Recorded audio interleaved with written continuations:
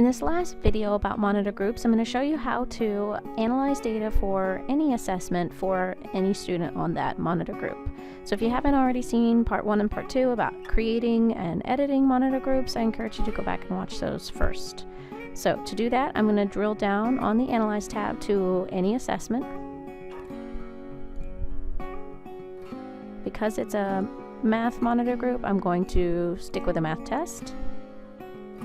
And then I'm going to come over here to my student summary list. Now right now this is showing every student who took this assessment, and so what I'm going to do is I'm going to edit, and on my columns tab I'm actually going to bring over the monitor group that I created, and I find that here under the monitor group folder. You are going to see probably every single monitor group. Now this is the demo site, so there's not that many, but you're probably going to see every single monitor group that anybody in the district has created, even though you wouldn't necessarily have access to view other campuses' monitor groups or their students or anything like that. But you will have access and you'll be able to see all those. That's why the naming conventions are super important. So I'm going to find the name of my monitor group and I'm going to drag it over. Now, if I press update, it's just going to give me in this column, since it's a column, it's going to give me a series of yeses or nos, just like they do on Approaches, Meets, and Masters. It's going to give me a series of yeses or nos. Is the student who took this assessment in my monitor group or not? So I could do that. I could just leave that there and just so I have that as reference, but I actually want to apply a filter and only look at the students who took this assessment that are in my monitor group. So I'm going to click on that monitor group and add a filter, and I only want to look at students who are on my monitor group. I only want to look at their data, so that's why I chose yes. And you could come over to summarize. You can choose to leave any of these fields or you can clear, and then I'm going to click update. And now I'm only looking at students who took this assessment who are in my monitor group. As right here you see all these series of yeses. Again, make sure to click on where they are now to make sure that you don't have any other students who maybe weren't on your campus when they took this assessment. They were somewhere else in the district. So now I'm going to show you how to build a data card with students who are in a monitor group.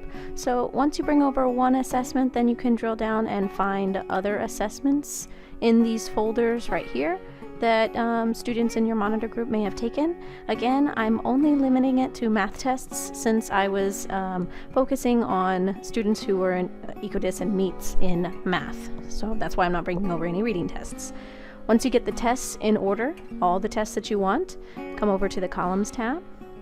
I've already brought over my monitor group that I found in the monitor group folder, and then I've added a filter to filter and only show the students who are in that monitor group who took any of these tests. On the Summarize tab, I've already cleared out the demographics, but if you had any particular ones that you wanted to bring over, of course you could do that. If you wanted to know if they were special ed or what their ethnicity was, of course you could add that, and then click Update.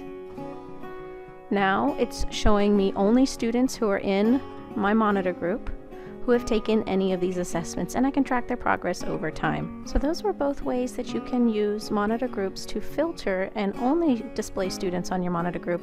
Now what if you wanted to use a monitor group to compare their performance, the summary of their performance compared to other groups or maybe to the campus as a whole? So for the purposes of this, I'm only going to show one assessment, although I could do this for multiple assessments if I wanted, like that previous data card. When I come to the Columns tab, I'm not going to have my monitor group on the Columns tab because I don't want to apply a filter. I actually want it to be on the Summarize tab because I want to summarize data for that monitor group. So I'm going to come down to the Monitor Groups folder and I'm going to find my monitor group.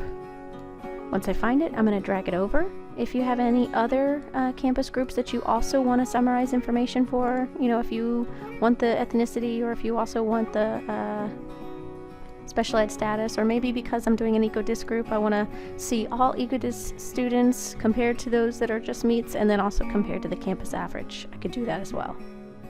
So any groups you want to summarize, bring those over and then click Update. Now this is going to give you student summary data when you're on the Student tab, and then I could either switch to the Teacher or to the Campus summary, and then I can go ahead and see how my students did in the entire school. I've got 39 students versus 13 in my EcoDis Meets group versus 15 total EcoDis students.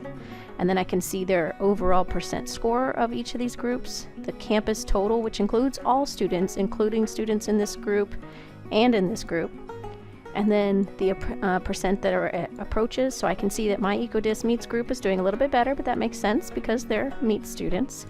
And they're even doing better, 53% of them, or about 54%, scoring in the Meets group compared to the campus average, which is 43. And so that's how I can summarize information for this monitor group and compare to other groups or the campus as a whole.